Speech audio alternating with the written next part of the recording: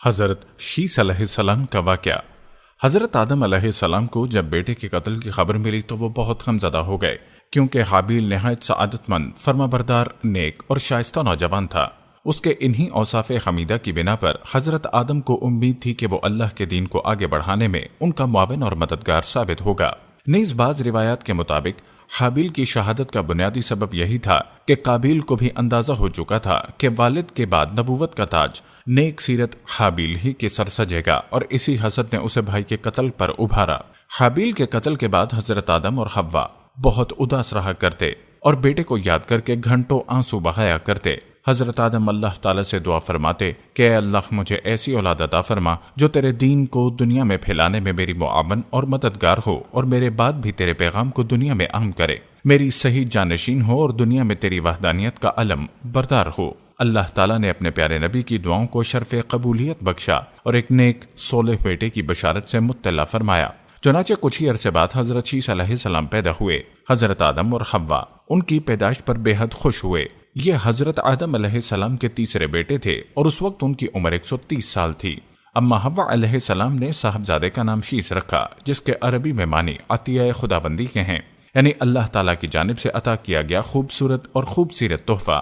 حضرت شیس علیہ السلام حسن و جمال، شکل و صورت اور عادات و اطوار میں اپنے والد سے بہت زیادہ مشابہ تھے۔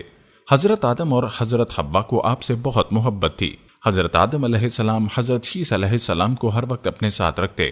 آپ کو اس بات کا علم ہو چکا تھا کہ ان کی اولاد میں سے یہ بچہ ان کا جانشین ہوگا، چنانچہ انہوں نے شروع ہی سے ان کی تربیت پر خصوصی توجہ دی۔ آپ حضرت شیس علیہ السلام کو جنت کا احوال سناتے، اچھے اور برے کی پہچان کرواتے۔ جوں جوں حضرت شیس علیہ السلام بڑے ہوتے گئے، ان کی پوشیدہ صلاحیتیں اور والدین کی تعلیم و تربیت رنگ لاتی رہی۔ حضرت آدم نے ان کو درس و تدریس اور واعظ و تبلیغ کے خوبصورت اور منفرد طریقے سکھائے، انہیں دن و رات کی گھڑیوں کی پہچان کروائی، ان اوقات میں ہونے والی عبادتوں کی تعلیم دی۔ اس کے علاوہ طوفان نوح کے بارے میں بھی آگاہ کیا، جو کچھ عرصے بعد آنا تھا۔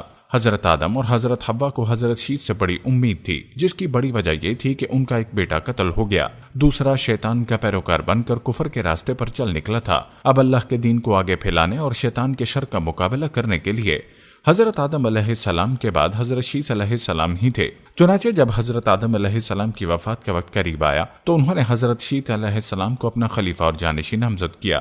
960 برس کی عمر میں حضرت آدم نے وفات پائی۔ حضرت شیس علیہ السلام نے حضرت جبرائیل امین کے بتائے ہوئے طریقے کے مطابق والد حضرت آدم علیہ السلام کی تدفین کی۔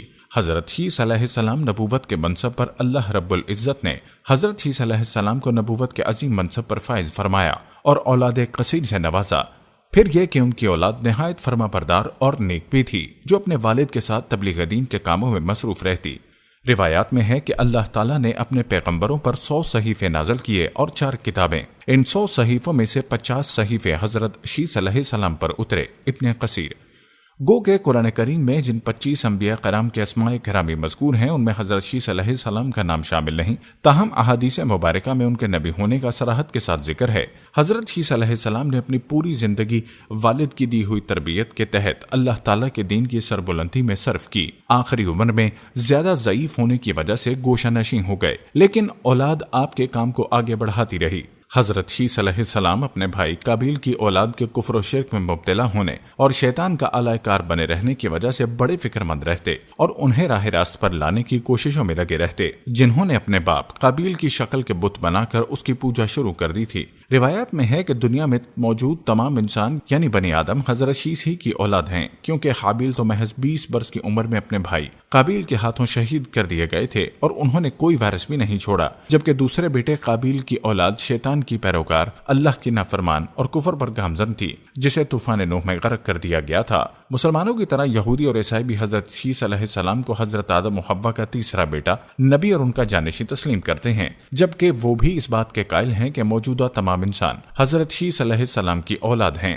حضرت شیس علیہ السلام کی لوگوں کو نصیحت۔ حضرت شیس علیہ السلام کو نصیحت فرمایا کرتے تھے کہ سچا مومن وہ ہے جو اللہ تعالیٰ کو پہچانتا ہو، نیک اور بد کو جانتا ہو، بادشاہ وقت کا حکم بجا لاتا ہو، والدین کے حقوق ادا کرتا ہو اور ان کی خدمت کرتا ہو، صلہ رحمی کرتا ہو، غصے پر قابو رکھتا ہو، محتاجوں اور مسکینوں کے ساتھ حسن سلوک سے پیش آتا ہو، گناہوں سے پرہیز کرتا ہو، مصیبت کے وقت صبر کرتا ہو اور اللہ کی نعمتوں پر اس کا شکر ادا کرتا ہو۔ معرج النبوہ۔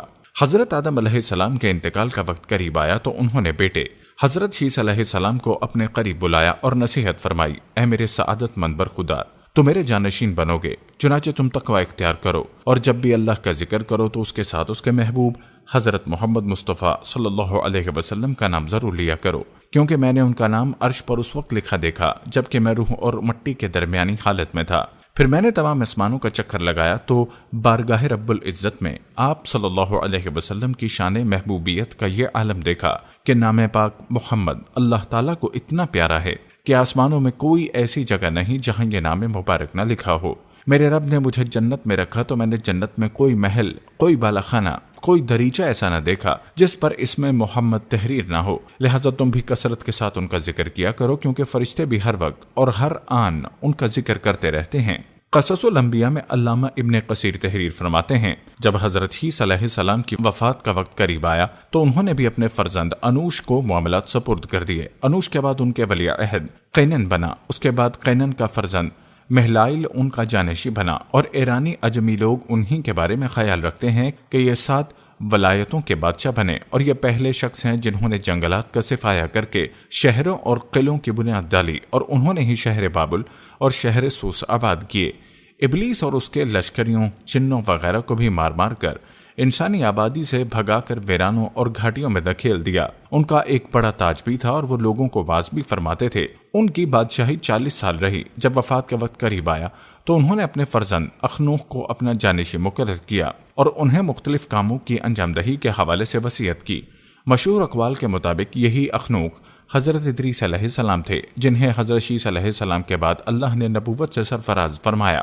حضرت شیس علیہ السلام کی وفات 912 برس کی عمر میں ہوئی اور ان سے منسوب مزارات 3 مختلف مقامات پر ہے: غزہ، عراق کا شہر موصل، ایودھیا بھارت میں۔ ان تینوں میں سے کسی مقام پر حضرت شیس علیہ السلام مدفون ہیں، یہ اللہ تعالیٰ ہی بہتر جانتا ہے۔ قصص القرآن۔ موصل میں قائم مزار کو حالیہ عراقی جنگ کے دوران شدید نقصان پہنچا۔ بعض روایات کے مطابق حضرت شیس علیہ السلام کا مکہ مکرمہ میں انتقال ہوا اور وہ وہیں سپرد خاک ہیں، جبکہ ایک خیال یہ بھی ہے کہ حضرت شیس علیہ السلام کا مزار لبنان کے ایک گاؤں شیس میں ہے، جہاں ان کے نام سے ایک مسجد بھی قائم ہے۔ 13ویں صدی عیسوی اور بعد میں آنے والے عرب جغرافیائی دانوں کی روایت کے مطابق حضرت شیس علیہ السلام کا مزار فلسطین کے شہر رملہ کے شمال مشرق میں واقع ایک گاؤں بشیس میں ہے۔ بشیس 2 الفاظ بیت اور شیس کا مجموعہ ہے، جس کا مطلب ہے خانہ شیس علیہ السلام۔ 1948 میں اسرائیل کے معرض وجود میں آنے کے وقت یہ گاؤں خیر آباد ہو گیا تھا، لیکن آج بھی یہاں 3 کونوں والا مزار حضرت شیس علیہ السلام کے مزار پر قائم ہے۔ واللہ عالم۔